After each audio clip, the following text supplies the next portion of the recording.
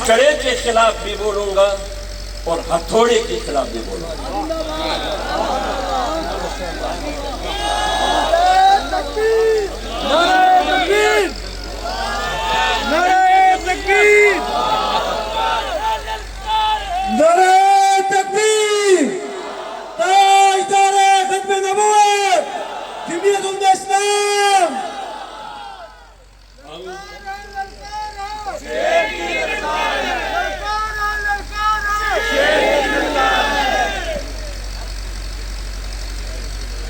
ہمیں دکھ ہے اس بات پر،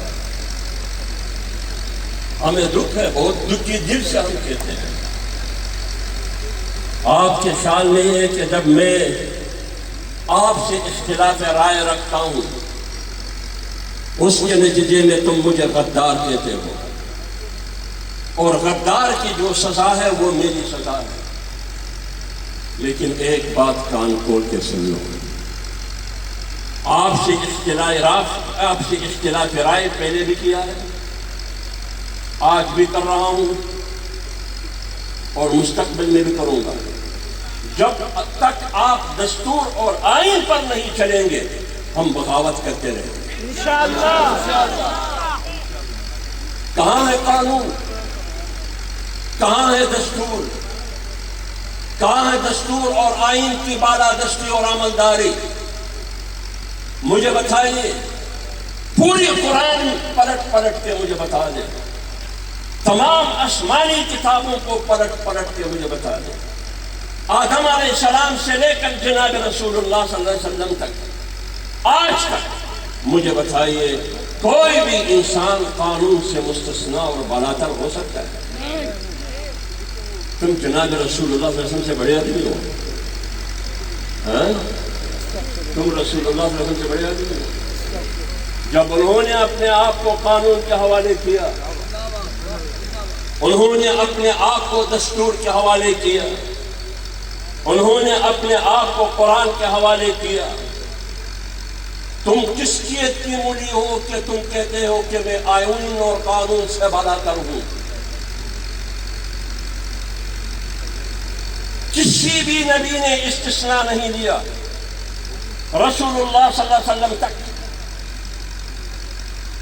خلفائے راشدین نے استثناء نہیں دیا، بلکہ عمر فاروق رضی اللہ تعالی عنہ منبر پر بیٹھ کے خلیفہ منتخب ہونے کے بعد مشاورت سے انہوں نے کہا کہ کیا خیال ہے آپ لوگوں کا، ساتھ دیں گے یا نہیں دیں گے؟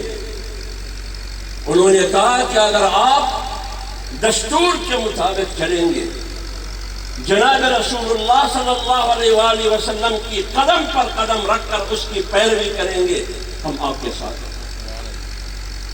لیکن جس دن ہمیں محسوس ہونے لگا کہ تم رسول اللہ صلی اللہ علیہ وآلہ وسلم کی راستے سے اور اس کی دستور سے ہٹ کر چل رہے ہیں تو اس تلوار کی نوک سے آپ کو سیدھا کروں گا۔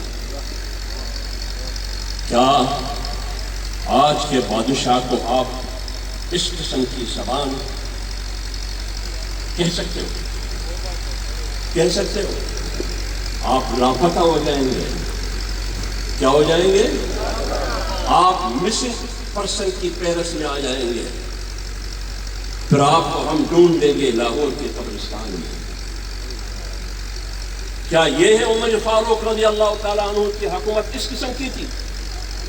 جب انہوں نے اپنے آپ کو قوم کے حوالے کیا، تم نے قوم موت کے حوالے کیا اور اپنے آپ کو سب کچھ سے مستثنیٰ قرار دیا۔ بتائیے قرآن میں استثناء ہے؟ رسول اللہ صلی اللہ علیہ وسلم کی احادیث میں، ان کی تعلیمات میں استثناء ہے؟ نہیں ہے۔ ایک استثناء موجود ہے، ایک استثناء موجود ہے۔ جب آدم علیہ السلام نے اللہ کو کہا کہ جس چیز کی کانے سے یا ہاتھ لگانے سے آپ نے مجھے منع فرمایا تھا، میں فرما بردار ثابت نہیں ہوا.